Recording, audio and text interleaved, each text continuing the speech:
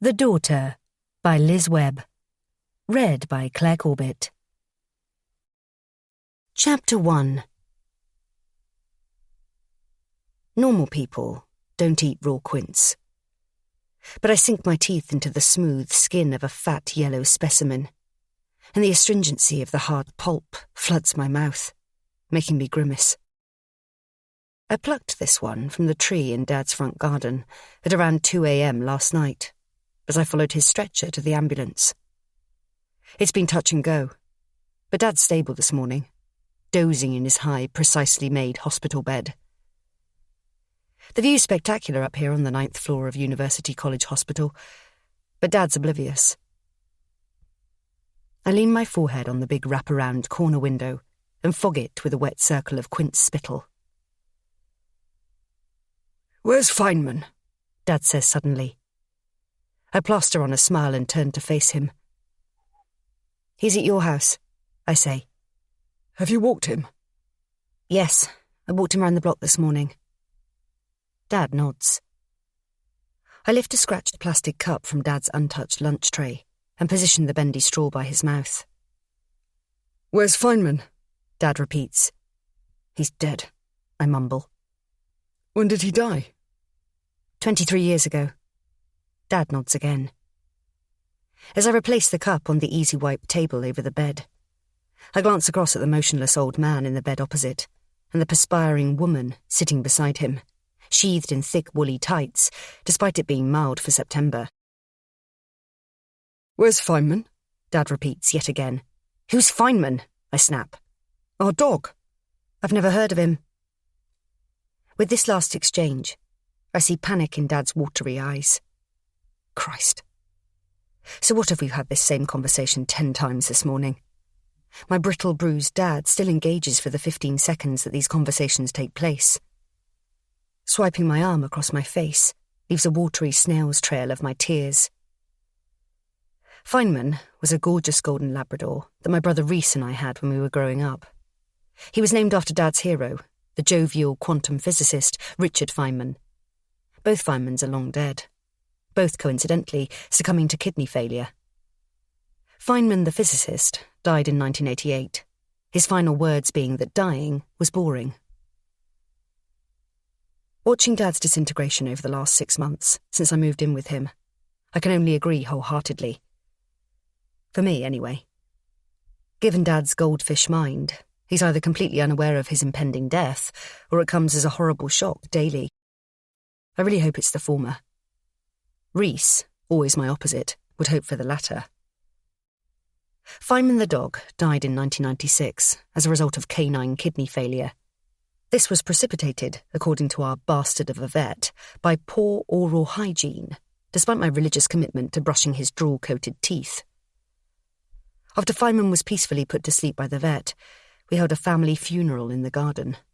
I wore one of the many black knee-length T-shirts I sported at 14 as I threw Feynman's favourite, and clearly redundant, teeth-cleaning chew toy into the grave. Reese, dashing in the new designer suit that Mum had recently got him for his 18th, threw in a Snoop Dogg album. Dad, his hands plunged into his maroon cardigan's pockets, wept at the wrenching loss of his beloved companion. And my beautiful Mum, stunning in a tight black dress, leant on Dad's shoulder for balance as her vertiginous, red-soled stilettos sank into the grass. It all felt so traumatic at the time, but then I had no idea of the jamboree of hatred and accusations that would, just 3 weeks later, constitute Mum's funeral. "How's he doing?" calls Woolly Tights woman from the other side of the pristine ward, indicating Dad. "Mm-hmm," I grunt, with a shake of my head, hoping that if I don't make eye contact, she'll leave me alone. Just my luck that Dad's bed is opposite the only other bed on this fully occupied 8-bed ward to have a visitor. "Your dad?" she inquires. Dementia. Just like my dad," she says, gesturing to hers. She speaks in a heavy accent I can't place. Her dad is unresponsive, lying under a non-regulation bedspread of yellow, green and red stripes, which looks garishly out of place alongside the other 7 blue-blanketed beds. How has my vibrant, athletic dad joined this male cloister of reverie? "Is terrible thing, dementia," she continues. "Cuts people off." How many will it take to cut her off? She'd be horrified if I blurted out that dementia is not in fact all bad. But it does have one dark upside for Dad. He doesn't remember much of the last 23 years. He's often time-travelling back to when Mum was still alive, when I collected interesting pebbles, not nervous ticks, and when Reese only called Dad deranged for saying Spurs could win the league. Anyway, Dad's got bigger problems. When the paramedics arrived at his house last night, he was spread-eagled at the bottom of the stairs, barely breathing. His left arm bent under him at an unnatural angle. This morning, I was told that he snapped his collarbone, but he's so old they'll just let it fuse wonky. Also, that it's too soon to tell if his present confusion is concussion or just his regular dementia. And worst of all, though nothing to do with the fall, his doctor was surprised that, as his carer, I was unaware of Dad's advanced prostate cancer. It's beyond hope of treatment, but they've put him on morphine as they think he's in considerable pain. "Nice pair?" inquires Woolly Tights, gesturing at the quince I'm munching. She's got the same pointy nose as her unresponsive dad. They're like Mr. Pointy Nose and Miss Pointy Nose in a set of Happy Families cards. I'm not part of a recognisable family set. I've inherited Dad's once brown hair, but not his original fine features or his tight cyclist's body. I've never looked like either of my parents. Not my handsome, wiry dad, nor my beautiful, willowy mum. Although the pressure of hiding my shameful secrets this year has jettisoned more than half my body weight. And I'm occasionally disconcerted to catch Mum in my silhouette in a shiny shop window. "The pair?" Woolly Tights repeats, her little white boots squeaking on the lino as she swivels towards me. "Is juicy. I get all my fruit at market, to feel before I buy." I respond. "Got any more?" she asks, still upbeat despite my wall of mms. I say, shaking my head. I've got 4 more in my bag, but why make her day even worse? These aren't sweet, juicy pears. These are hard, nasty quinces. Quinces usually only eaten cooked, in gooey pink jam, which no one in their right mind would choose if strawberry, raspberry, or any bloody berry was available as an alternative. Raw quince is even more disgusting, and this is especially unpalatable as it's early season. But I've been impatiently watching these growing in Dad's front garden over the last 6 months, desperate for them to ripen, as they remind me so much of Mum. She was a terrible cook, but every autumn she would announce, "The crops are in," theatrically wrap a scarf around her head and make a big pantomime of harvesting our quince with a wicker basket. Then she'd stack them carefully for a few weeks to mellow, constantly checking, like they were fragile treasure. And finally, wearing a ridiculous frilly apron and singing along to the radio, she'd spend hours boiling them with mountains of sugar to make vats of jam. I've no desire to produce that slimy concoction, but to connect with my vibrant, larger-than-life Mum, I relish eating this raw quince. It makes me feel here, in this moment. The taut skin splitting under my front teeth, the granular flesh crumbling as it rolls around my mouth like cement in a mixer, the bitter juice stinging my cracked lips and searing my dry throat. I should market this experience as a shortcut to that mindfulness crap. "Hen," Dad mumbles as he flails his right hand out, banging the table, spilling the water, and sending shriveled peas in all directions. "Careful, Dad. No hens here, just me," I say, as I roll the table further down the bed so he doesn't hurt himself. "Jen," he continues, staring at me intently. "I don't understand, Dad. What are you saying?" I lean in, inhaling soap and gravy. "Jen." Oh, this is new. I guess my weight loss has confused his poor vision. "No, Dad, I'm not Mum. I'm Hannah." "Hannah." "Sorry," he rasps. "It's okay. You don't need to—" "I'm so sorry, Jen," he says, reaching for me. I jerk away, unnerved that he's touching me as if I'm Mum. But as a loosened tendril of my hair flicks across my face, I realise it's the longest it's ever been. Mum's length. I had a short brown bob as a child, razored it army short after Mum's death, and then rattled through shaved, permed, green, blue and spiky tiger stripes as I tried to get a grip on my spiralling life with drastic rebranding. But since embracing the course of least resistance, I've got a brown version of Mum's long blonde hair. Combined with my pronounced weight loss, it's clearly working like a Mento sweet dropping into the Diet Coke of Dad's mind, foaming out a splurge of locked-in memories. Sorry for what? I murmur. Flattered that Dad could possibly mistake nervous, twitchy me for my confident, charismatic Mum, I momentarily indulge the outlandish idea, and my usually hunched stance softens into her loose-limbed ease. Moving like her, while simultaneously inhaling the exotic scent of quince coming from my bag, sparks an intense visceral memory of Mum feeding Dad some of her quince jam with one of her little ornate crested spoons. He'd laughed, and inadvertently spat some out, making her throw back her head, her long blonde hair flying out, and her high-pitched laugh exploding out of her, sounding like a yelping fox.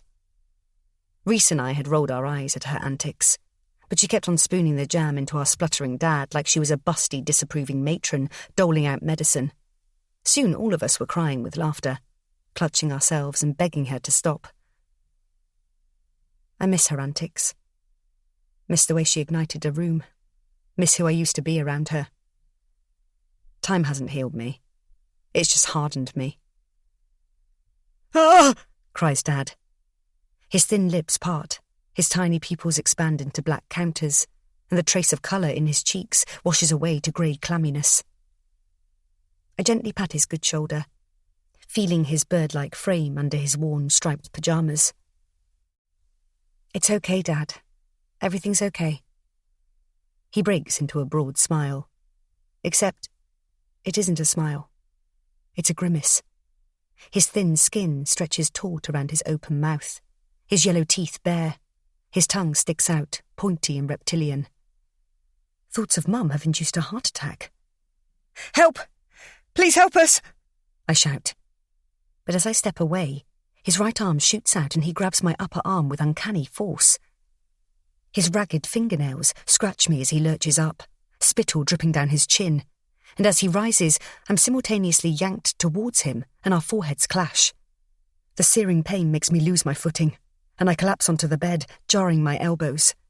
I try to right myself, but Dad's pushing down on me, his nails ripping into my arm. Jen! He pleads. Stop it, Dad!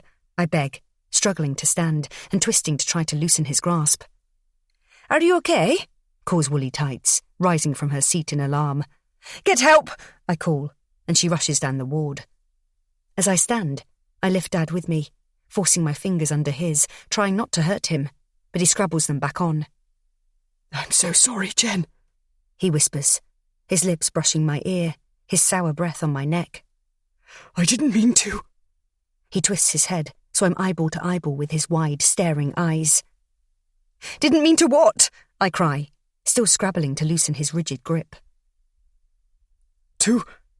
But before he can say another word, I finally succeed in unlatching all his fingers simultaneously, and he collapses onto the bed. I stagger back, struggling for breath and clutching my throbbing arm, blood oozing between my fingers. I'm Hannah, Dad, I sob. I'm your daughter. Mum's not here. Woolly Tights is shouting in the distance. Dad's lying motionless across the bed, staring up at the ceiling, as if the last minute never happened. But it did. He thought he was talking to Mum, and he begged for her forgiveness. That could be forgiveness for anything. For not putting the bins out, an argument, even an affair. But the rigid dam in my mind is cracking, and memories are cascading through the crumbling barricades. Looking at Dad's scrawny legs, I remember when they were muscular and fast. Staring at his mottled, gnarled hands, I remember them broad and powerful. And raising my tear-hazed sight to the purple vein snaking across his right temple, I remember it livid and pulsing, at moments of exertion or anger. I lean in and whisper the question I have never let myself utter in 23 years. Dad, did you murder Mum? Chapter 2. Hannah Davidson, says a sharp voice behind me. Yes, I say, twisting round. It's a slim, middle-aged woman with a blonde bob, and that not there but there makeup sheening her face. Woolly tights must have called her to help me. But she doesn't look like a nurse, with her pencil skirt and her beige, silky shirt that seems formal but is casually sexy in the way it lolls across her chest. Perhaps she's a consultant. Thank you, but he's fine now, I say, trying to slow my breathing. Could I have a word, Miss Davidson? Her eyes flick to Dad, lying half off the bed. We're okay, honestly, I say, settling Dad back onto his pillows. How much of that did she see? I need to talk to you in private, she continues, her eyes darting to my bleeding arm. Please, could you follow me? Not a question, an order. But why?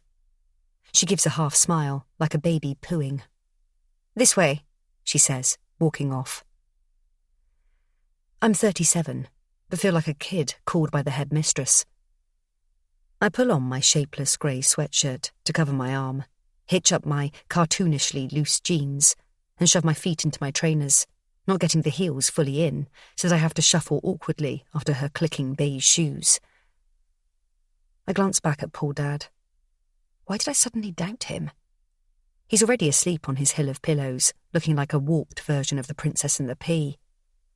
Unlike that fragile princess, I have no pea of doubt bruising me. Dad's befuddled sorry to Mum momentarily sparked my hungover brain to spiral. But I know Dad's innocent. Every cell, every atom, every particle in me thrums with certainty. Ms. Beige Heels has entered the small room by the nurse's station. I clocked it before. A bad news room. Oh, God. She is a consultant, with awful news. It's Friday the 13th. Of course it's happening today. I follow her into the scrupulously tidy little room. She sits down at the desk. Take a seat, she says briskly, gesturing to a grey plastic chair. The door has swung in behind us, but she reaches over and pulls it firmly to engage the latch. So, your father is Philip Davidson? I nod. This is it. And it's not the dying light Dad's been doing recently. This is the full-fat version. Now Dad, and his kind brown eyes, his awkward glancing kisses, and the way he dances exuberantly, making castanet motions, will all be burnt in a box. Like Mum. Everything around me is very defined. The screen and keyboard precisely perpendicular. The zigzag of the white angle-poise light. The grooves between the durable grey carpet tiles. This is the final moment before no going back. 5, 4, 3. So, Miss Davidson, in the case of an injury like your father's, when concerns are raised, I jerk my head up. What? Her face is a mask of non-reaction. It is hospital protocol to consider the domestic situation. The paramedics who accompanied your father noted that you seemed... She checks her notes. Confused. Her matte beige lips part slightly as she tilts her head. Me? No. Confused and... She glances down. Disorientated. Well, it was the middle of the night, so I guess I was a bit spaced. She scribbles in her file with her glossy maroon fountain pen.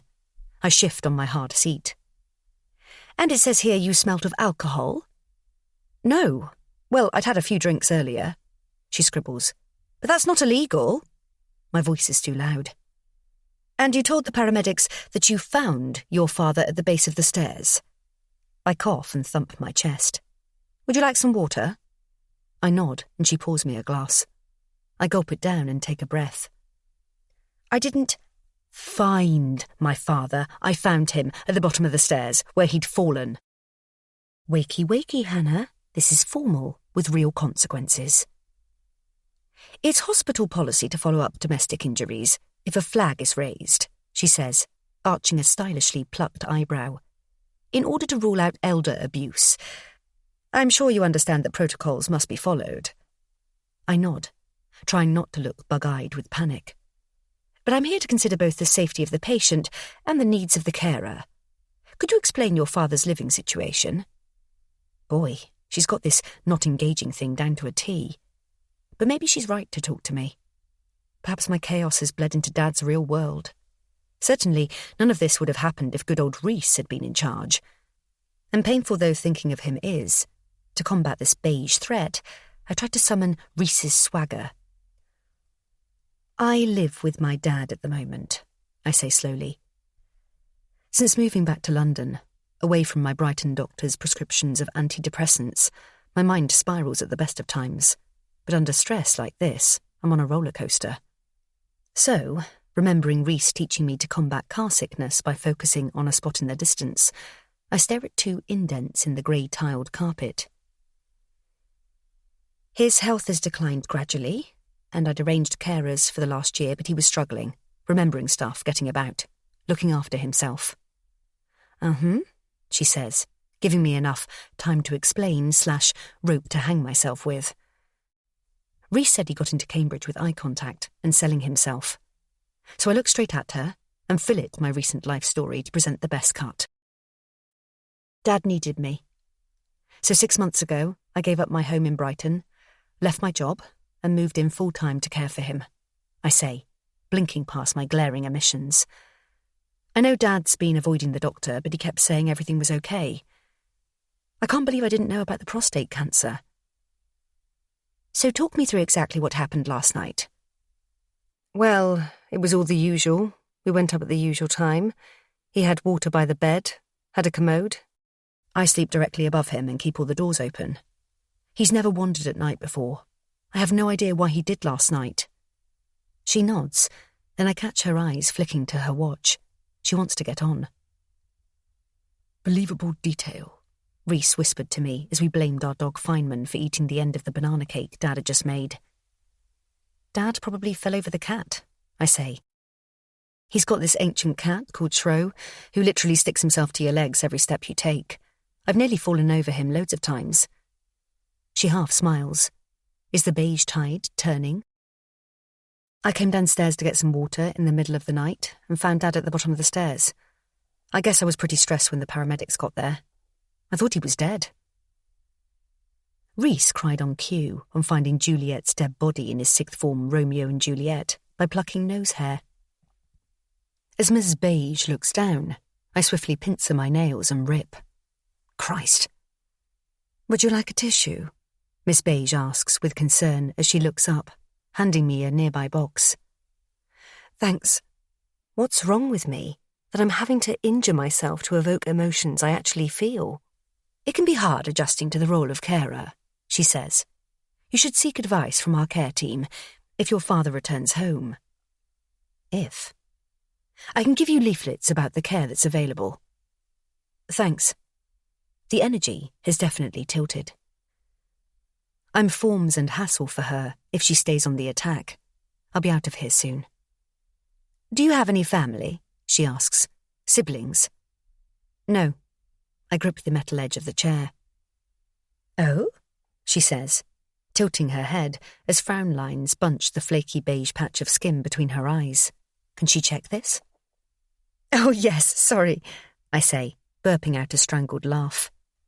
I do technically have a brother, as in I have a brother, but we're not close. Understatement of the millennium. It's a lot to handle alone.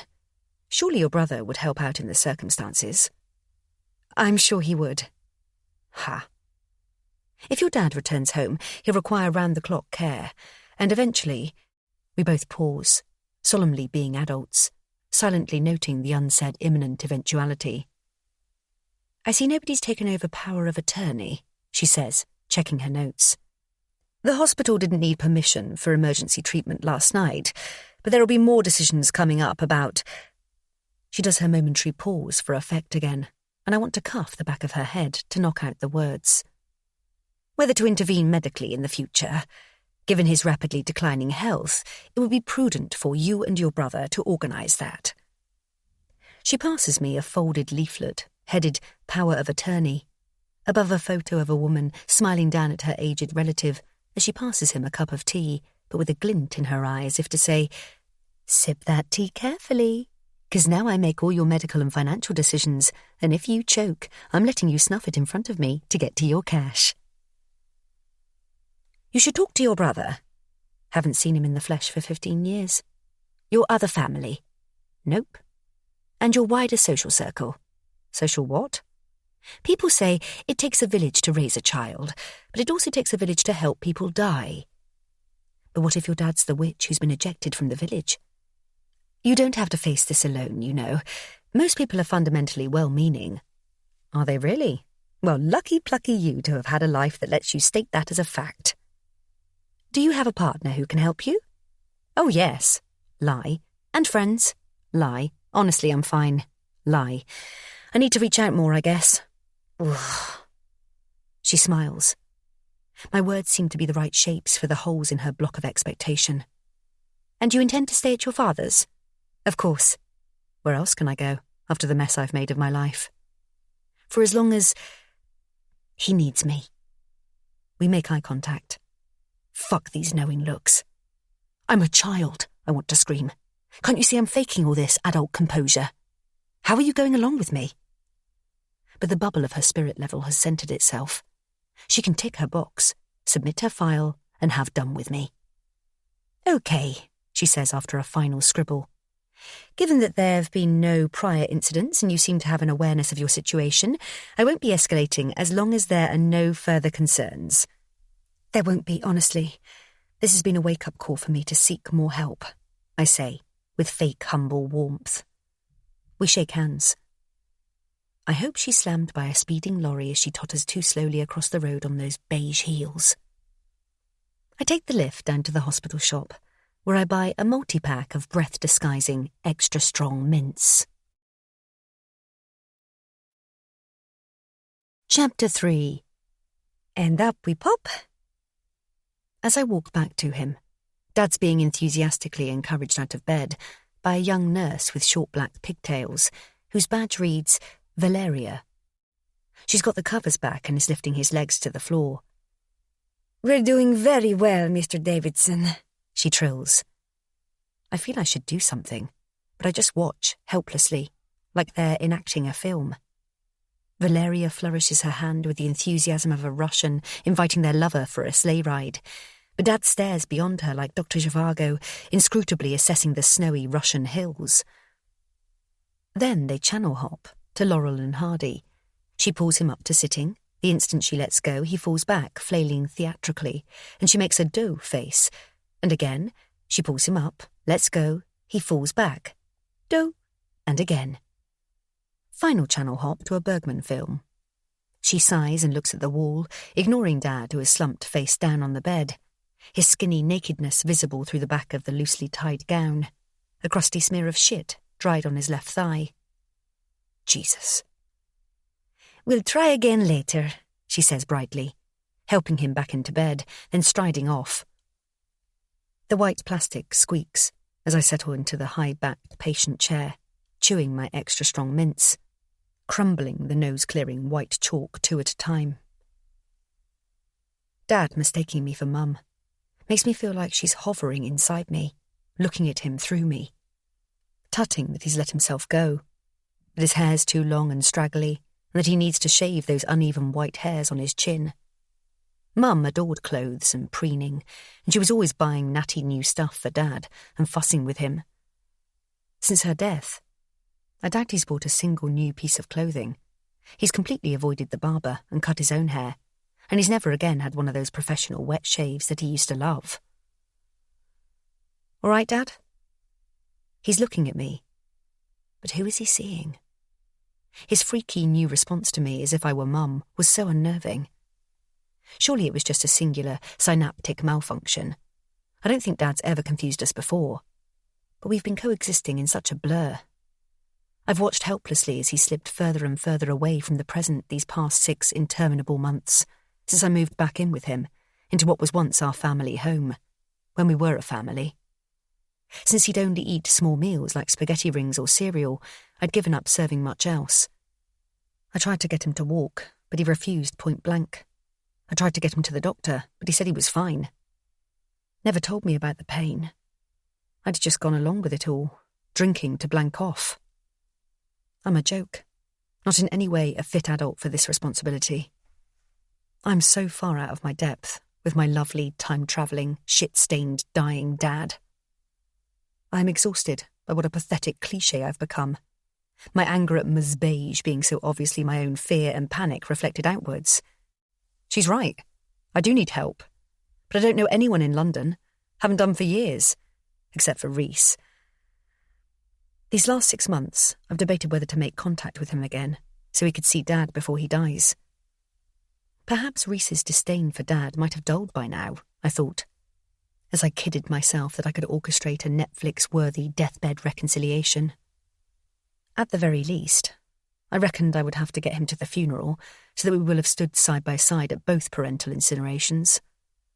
But I've dithered and avoided and obliterated the thought in alcohol and endless Netflix and Amazon Prime. Is it finally time to face him?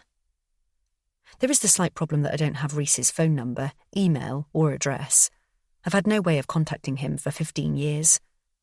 When my curiosity did occasionally get the better of me, I easily discovered what he was doing via Twitter, Instagram, Facebook, the press, or fan sites.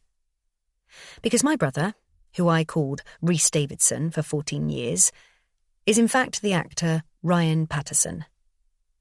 So far, he hasn't been famous enough for anyone to join the dots. He changed his name by deed poll at university, telling me it was a better stage name. But I knew he wanted to reinvent himself, to throw off any connection with our infamous family. I know his breakfast routine: hot water with lemon, run, green protein juice, his political beliefs, Labour centrist, and the part of his body he likes least, hairy feet. But I don't actually know him anymore. He has an ever-expanding Wikipedia page detailing his career. Normally, I'm annoyed by the omission of a personal tab, the absence of all those juicy details of cheating, failed marriages, bankruptcy, and bizarre crimes. But in Rhys's case, I'm relieved. But then just after I moved in with Dad, I was at the supermarket till, waiting to pay for our cereals and spaghetti rings, when I registered a side panel on the front of the newspaper in the rack before me, with Rhys's photo. The poisonous rag was serialising some puff-piece autobiography he'd written about how wonderful it was to be him, calling it Solving Me, like he was some fascinating puzzle. I already had a deep loathing for the tabloids after how they'd treated us. And now Rhys was publishing his celeb drivel in the newspaper that had skewered Dad most grotesquely as a murderer. I didn't waste my money and vowed to avoid all media references to him, which wasn't hard, as Dad and I descended into our insular domestic routine. But while I could block out the present Ryan, I always have the past Rhys rolling around my mind, however much I drink. I grew up alongside him for the first 14 years of my life in a regular boring family. Their mum was murdered on Friday the 4th of October 1996, the day before Rhys, 4 years older than me, was due to leave to take up his place at Cambridge. In the following weeks, Rhys and I morphed from emotionally conjoined siblings to strangers. I knew that my lovely dad had nothing to do with Mum's death. Rhys, primed by his already tense relationship with Dad, and pumped up by teenage hormones and seismic grief for his beloved mum, had his thoughts fatally skewed by the outlandish press accusations about Dad. He decided that he knew Dad was guilty. Neither of us could prove our certainty. Then, 2 weeks later, the day after Mum's funeral, Rhys left for university and never came home or spoke to Dad again. Rhys, I can't call him Ryan because that's not his name, and it makes him sound like an American Secret Service agent, bodyguard to the president, kept in occasional contact with me as I watched his professional rise. He was in the Cambridge Footlights, the good-looking butt of the jokes of a group of future comedy stars. He did regional theatre, classics, farces, edgy new writing. He worked for a spell at the RSC, with a highly revered Iago, in an Othello set on an Israeli army base. He landed a small role in Emmerdale, young farmer trying to find a wife, and a sidekick role in an edgy British film that did unexpectedly well on Netflix release, Undercover Policeman Seducing Eco-Terrorists. His increasing fame had me worried. Meanwhile, I sleepwalked through 4 years of barrel-scraping GCSEs and thin ice skating A-levels, going up 3 dress sizes as I blanked my grief and Reese's accusations with Tunnocks tea cakes, wagon wheels, Pop-Tarts, yo-yos, and iced gems, burning acrid holes in my clothes by sitting too close to fires, as I could never get warm enough, however thick the layer of flesh I encased myself in. I was endlessly tortured on the rack of my family. On one end was my destroyed dad, who I knew was innocent, and on the other, my belligerent brother, vehement that Dad was guilty.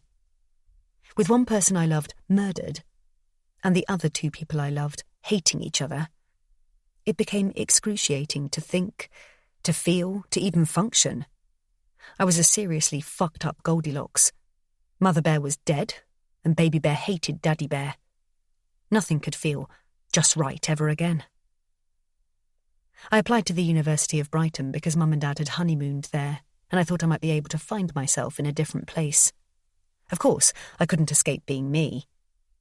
But there, I did discover that alcohol was an infinitely more efficient brain wipe than food. Not only did it erase pain, it actively promoted pleasure, albeit with a pesky hangover payback, rendering study laughably pointless and alienating my so-called friends. I dropped out in my first year, but stayed on in Brighton to continue my early morning swims round the pier in the rough sea, revelling in the peace of the freezing, life-threatening buffeting. I topped off the anaesthesia of food, alcohol and dangerous swimming with a busy job single-handedly running a stationery shop in the lanes called Right to Life, living in the low-ceilinged bedsit above, and got into a safe routine. 6 days a week busy at the shop, drinking slowly in the evenings, 1 day a week blind drunk. I was efficient and numb. It felt safe, but infinitely fragile. I could not let my pattern be disturbed, except for 1 day a month when I visited Dad in London, in the dusty memory-laden house that still stood. As a tidiness freak, I was appalled, but for Dad to change anything would have been for him to move on without Mum. "You're looking so well," Dad would say during my visits. My cheeks flushed from vomiting outside the front door. "Any news of Reese?" he'd ask coyly, as if as a vague afterthought. But I saw the pathetic hope in his eyes. "He's good, Dad, just very busy." And he would nod, his eyes sparking at the thought of his worthless prodigal son. What an inexplicably dumb parable that is. Joy at the return of the deadbeat sibling and ignoring the stay-at-home patsy. But Dad never got to kill the fatted calf for Reese, because he never came home, rigid in his certainty of Dad's guilt. But I knew, riven through me like a message in a stick of Brighton rock, that my lovely Dad was innocent. Reese and I kept up a tenuous link for the first 8 years after Mum's death. The odd meet-up, not talking about Dad, the occasional phone call, short with long pauses, texts on birthdays, mine and Mum's, never Dad's, and Christmas presents. His, shop-wrapped, with a generic message in a generic card. Our meetings got more and more spaced out, with me endlessly analysing the delicate power play between us. Reese gained a bit of a cult following for his supporting role in the ITV series Man On, about a League Two football team with dreams of the Premier League. He was the team physio, playing his charming athletic self, rushing onto the pitch to resuscitate a young player having a cardiac arrest, attending a gay club with a player too scared to come out, helping an older player accept the end of his career and transition into TV punditry. The first series had just aired when I saw him for the very last time, 15 years ago. Meeting Reese was always hard. With each year I became fatter, sadder and more reclusive, whereas, as if we were on a cosmic seesaw, he became slimmer, happier and more famous. I hated breaking out of my safe marble run existence, but Reese only had a brief window, so I hunkered down in the train to Victoria and followed Google Maps to Bar Italia in Soho. We sat on high rotating stools at the long, thin counter, the walls awash with Italian cycling magazines. His dark brown eyes were bright, his curly brown hair especially long like some Spanish gigolo, and his jeans were rolled up pretentiously with no socks in his loafers, making him look louche and European, and simultaneously like a big kid. I caught my reflection in a mirror. Hooded eyes, fleshy cheeks, and heavy jowls. My generous flesh encased in taut layers of black lace. My short blue-black hair slicked from my plump face, black lines round my eyes, and dark purple lipstick against my white pallor. I was not the brooding, fascinating outsider I imagined myself to be, but a twitchy fat goth, only too aware of the irony of Reese's childhood name for me being the itty bit. Reese had a double espresso in a little white cup. I had a latte with an extra shot in a tall glass with a tiny handle. "How's life in Brighton?" he asked, after knocking back the espresso in one gulp, trying not to stare at how much extra weight I'd slathered on since our last meet. "The shop's doing well." "You're still there?" "Yep," I said, arranging the sugar packets to face the same way. "I'm the manager now." "Hey, if you're happy in the mecca of coloured pencils and Hello Kitty rubbers." Deliriously. "And you? Happy?" "I guess. We're waiting to see if we get a second series of Man On, which we should do given the reviews." I straightened up the serviettes in the silver dispenser and girded myself. "Reese, we have to talk about Dad." "No." "But he's virtually housebound now." He shrugged. "Appropriate, since he never went to prison for killing Mum." "You have zero proof of that," I hissed, stopping my coffee. "Lack of evidence doesn't prove innocence. He did it, or he drove her to it with his angry outbursts." "That's ridiculous. I totally don't recognise your description of him." "What is the point of going round and round again? Do you ever feel better after?" He slid off his stool, and I thought he was leaving, but he returned with another espresso. "Did you like Man On?" he asked, as if we were just doing chit-chat. "Didn't see it." I lied to annoy him. "Well, it got 4 stars in The Guardian," he said petulantly. "Not 5, I said in mock horror. "No one gets 5. "Then why do they have 5? An impossibility to aspire to? Not that you—" "What?" "Forget it." We both sat silently. "You know, I should have cake," I announced, swinging violently round to glower at the array of cakes in the body of the old-fashioned counter behind us. Gooey cheesecakes, stacked gâteaux, stuffed cannoli. "And if I have a heart attack from overeating, you can resuscitate me, like you did that footballer in the trailer." "I could resuscitate you, actually. I got proper training from a real physio for authenticity." "Could or would?" I said, narrowing my eyes at him. "Oh, whatever," he snapped. "I'm trying here." "I'm not trying," I said, shifting my bulk on the ridiculous seat. "You're just so—" "What?" "Nothing." "Go on, say it. I'm what?" I lifted my spoon and flicked his knuckle. "Ow!" he cried, rubbing his hand. "Okay, self-involved. You're so self-involved. If you looked around outside of yourself for just 2 seconds and took part in the real world, you'd be so much happier." "Real world?" I spat at him. "That's rich coming from you, Ryan." He winced. "Not only do you have a fake name, but your job is actually faking being other people." He sucked in a sharp intake of breath, then reassembled his composure like the Terminator 2 cop reforming from a silver puddle. "Don't make a scene," he said, glancing round. "I really don't need this. You have no idea the pressure I'm under." "Sorry," I mumbled. We were back in our roles. He was the star. I was the audience. Heckling was forbidden. I turned his cup so its handle was in line with my handle and with the metal serviette dispenser. "You like everything just so, don't you?" he said. "Tidy, everything the same. God forbid life should move forward." He lifted one of my parallel spoons to wrap my hand, but I pulled away just in time, so he threw the spoon down, messing up my pattern. And that was it. I was so angry I didn't make contact for a couple of months. Then I left the occasional chirpy message on his answer phone, which didn't get returned. Then I sent texts, but they pinged out into the air unanswered. Then his mobile went dead. Then my emails bounced back. Finally, I posted an old-fashioned letter, after carefully crafting multiple drafts and weighing up every word. It was returned marked, "Not known at this address." And I finally got it.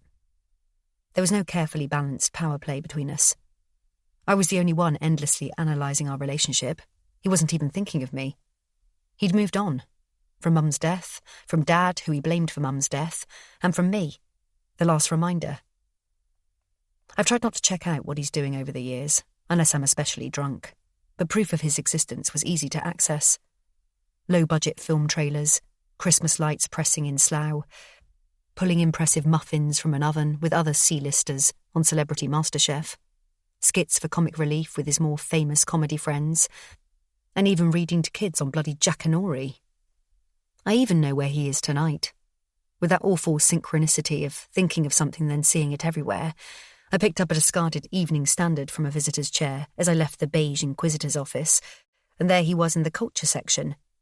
Solving Me, which was previously serialised in the paper, is now being forced on the world in book form. He's doing a reading at 9:30 p.m. tonight at Foyle's, just down the road from the hospital. So near, and yet so far. I skim the newspaper copy, which babbles on about how fabulous Reese is. Then I jolt as I read the final line. A direct quote from Reese. "Like a beginner solving a Rubik's Cube, I've only ever shown one completed layer of myself to the public. But with this book, I'm taking my fans backstage to solve the whole puzzle." That pretentious, thieving git.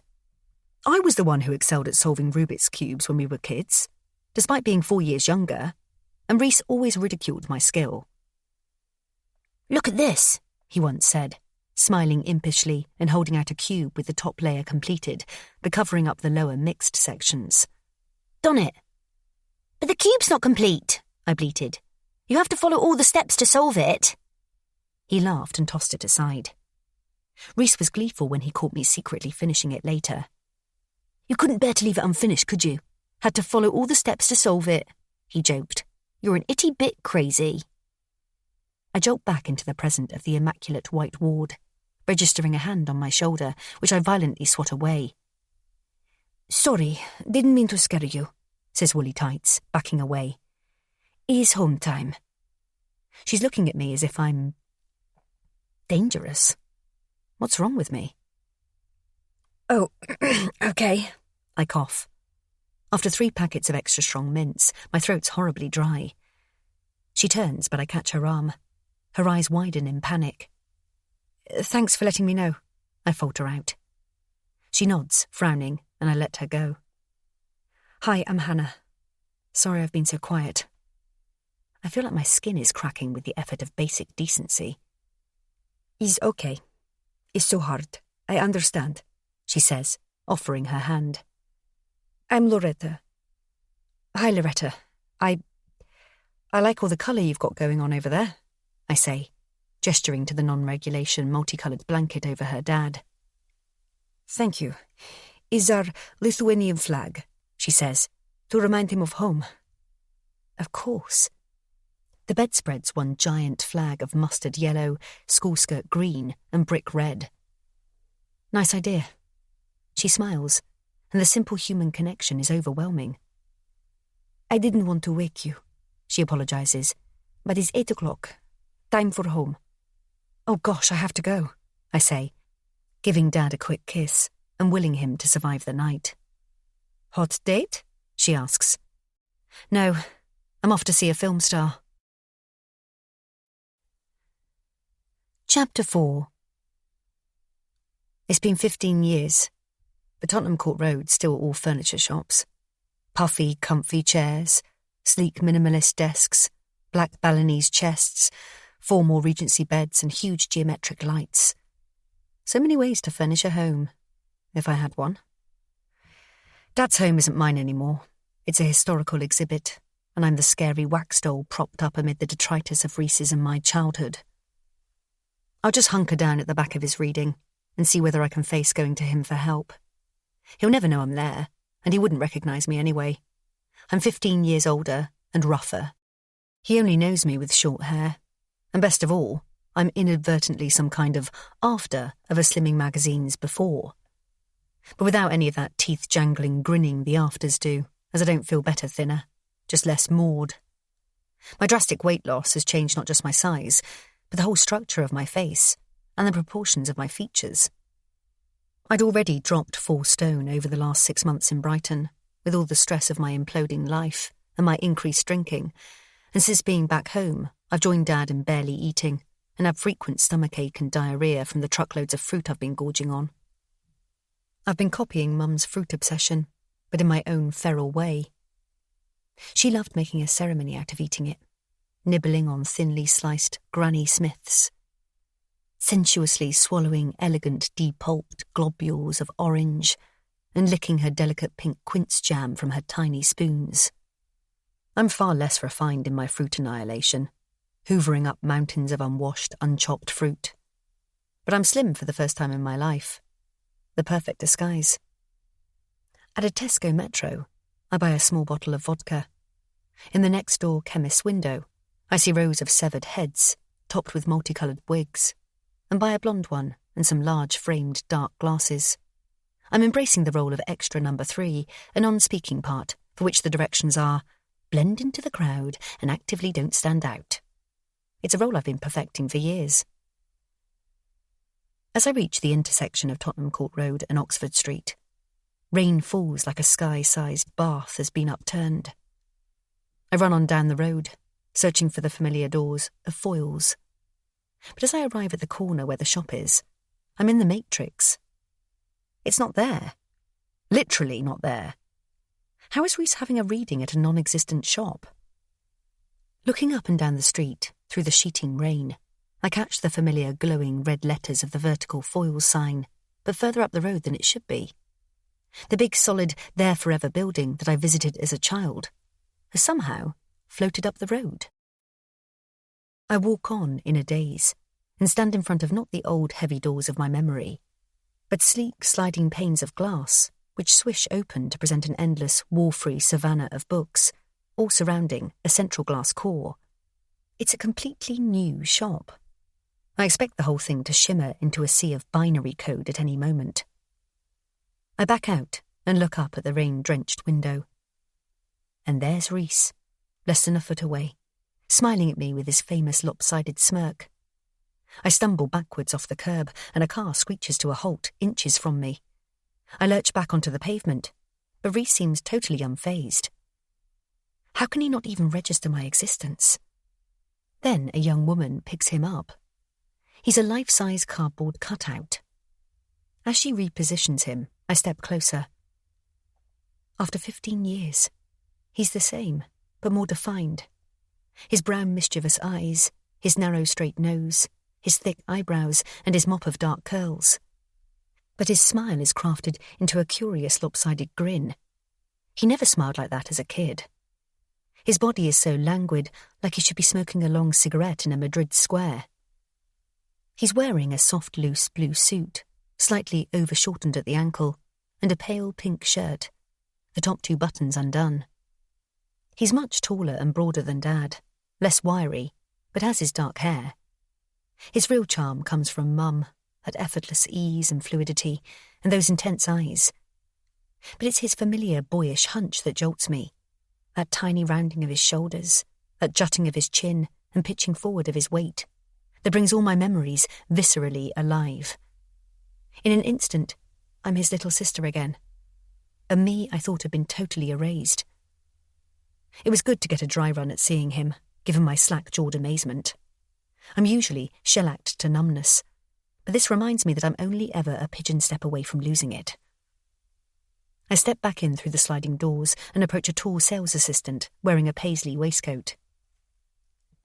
"Hi, the Reese, Ryan Patterson reading later?" I ask nonchalantly. "Just joined the conga line," he says, gesturing at a queue of women snaking up the inner glass staircase. "Oh, okay. Is there a toilet here?" "4th floor." I walk up, appalled to be lumped in with all these excited middle-aged fans. Yet of course my body is middle-aged, however childish I feel. I don my long blonde wig, and in the toilet's stark mirror see an aging version of that Thor actor from the Marvel films. Well, him if he had a drink problem, after years in brutal captivity. Christ. I pull up my coat collar, ram on my dark glasses, and have a big swig of vodka. I join the end of the queue, behind a grey-haired woman in a purple padded jacket who is clutching Reese's book to her bosom. Exciting, isn't it? She gushes. So is, I say. I've seen him live several times, at recordings of Man On at Pinewood. Awesome. Of course, Muerte is filmed in Spain with no studio audience. It's filmed on film, she says with awe. The cherry on the icing of the many-layered cake that is Reese's career is that he's finally got a lead role, playing a bloody detective, Ralph Pennington, in a new BBC series called Muerte, Spanish for death. Bet those execs took the rest of the day off when they came up with that corker. A light drama about murders in the expat community in Spain. The show's credits have an annoyingly memorable jingle over a montage of Reese prancing about in various cliched Spanish settings, riding bareback on a palm-treed Spanish beach, dressed as a matador outrunning a bull, disrupting a stage of shocked flamenco dancers. It finishes with a shot of a manila file being stamped Risolto. If you were making up a ridiculous comedy version of a language, that's how you'd translate solved. But that actually is the Spanish for it. It's a long hour's wait. I pop back to the loo a couple of times for more vodka. My padded compatriot gets into conversation with other fans, and it's so weird hearing about Reese as they know him. His shows, his skits for comic relief, his Twitter posts, his girlfriends. They giggle over a celeb questionnaire by him. Who do you most love? My dog, Baxter. Not me, then. Or Dad. What trait do you most dislike about yourself? Being a perfectionist. So not breaking your father's heart, pretending you don't have a sister. If you could change one thing about your life, what would it be? How can you improve on perfection? Oh, I don't know. You could get back in contact with your estranged family, maybe, you arse.